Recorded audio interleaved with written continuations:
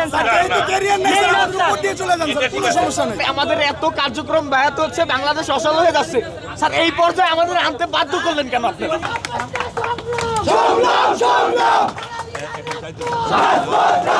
BMET শুধু training department না, যে টিটিসি আর আইএমটি মেরিন টেকনোলজি, বুঝছো? এখানে কিন্তু একটা গুরুত্বপূর্ণ ডিপার্টমেন্ট হলো ইমিগ্রেশন।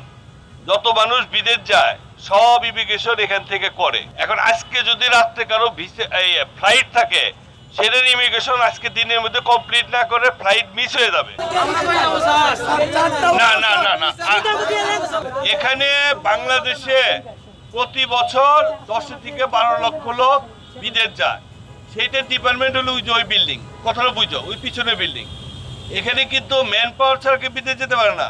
আমি বলি নাই যে আমার টিটিসি একদিন না চললে বিরাট সমস্যা হয়ে যাবো, বিষয়টা তা না। কিন্তু এটা যদি ম্যান পাওয়ার না হয়, এটা তোমাদের জন্য বিরাট একটা সরকারি কাজে বাধা হয়ে দাঁড়াবে।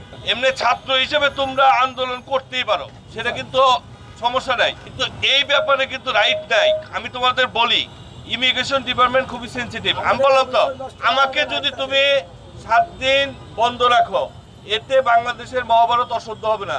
কিন্তু ইমিগ্রেশন ডিপার্টমেন্ট বন্ধ করলে একেবারে তুমি রাত্রের মধ্যে 10টা বেজে যাবে, আজকে রাত্রের মধ্যে। এখন আমাদেরকে আজকে প্রজ্ঞাপন দিয়ে দেন স্যার, আমরা আচ্ছা এখন এর কথা বলি, এখন দিবেন, এখন প্রজ্ঞাপন কি দেওয়ার ক্ষমতা আমার আছে, এই বিএমইটির আছে।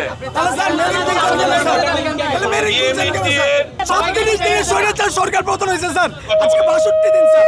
এটা কতটুকু? না না না, সিডিসি কি ডিজি স্যার দিতে পারবে? আর ডিজি স্যার যদি সিডিসি দেয়, সেই সিডিসি কি তোমাদের কোন রক্ষা হবে? তোমাদেরকে চাকরি পাবা? এটা হলো নৌ পরিবহন অধিদপ্তর দিবে সিডিসি। সেটার জন্য সিদ্ধান্ত আমাদের কি চেষ্টার কোনো শেষ আছে? আমরা চেষ্টা করতেছি বাবা।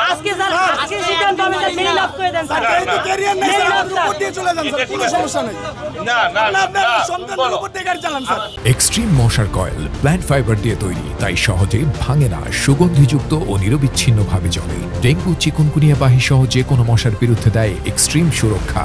এনএসডিএ কর্তৃক আমরা কিন্তু যে কোনো ভাবে মিটিং করে প্রিসি কোর্স করে যেন সিডিসি পাওয়ার সেই ব্যবস্থা করছি। স্যার সেটা বাস্তবায়ন কি আমার ক্ষমতা আছে নাকি? Sir Asif Nazrul sir signature sir, Asif Nazrul sir signature sir, Asif Nazrul sir তাহলে আজকে স্যার নির্দেশনা দেন, মেইন অফ করে দেন স্যার। আজকে সকাল মেইন অফ করে দেন স্যার, সিডিসি লাগবে না স্যার, আমাদের সিডিসি লাগবে না স্যার, মেইন অফ করে দেন স্যার, মেইন অফ করে দেন স্যার। স্যার আপনি প্রজ্ঞাপন দিলেন, কিন্তু সেটা বাস্তবায়ন করলেন না, তাই এটা তো আমাদের এক ধরনের শান্তনা না। এটা কিসের প্রজ্ঞাপন হলো? কিসের সিডিসি? আমাদের এত কার্যক্রম ব্যাহত হচ্ছে, বাংলাদেশ অচল হয়ে যাচ্ছে স্যার। এই পর্যায়ে আমাদের আনতে বাধ্য করলেন কেন আপনারা? 65 দিনে কোনো ফলাফল দিলেন না কেন? হয় মেরিন বাদ দিতে হবে, নয় সিডিসি দিতে হবে, দুটো রাখতে হবে। আজকে মেরিন ডিপ্লোমা বাদ দিতে হবে, আবার আজকে রাখো। কিন্তু ইমিগ্রেশন ডিপার্টমেন্ট এর যাইতে দিত না স্যার।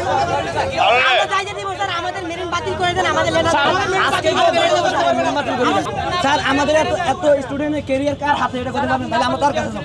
আপনি বলেন, আপনারা কার কাছে যাব বলেন? সংগ্রাম সংগ্রাম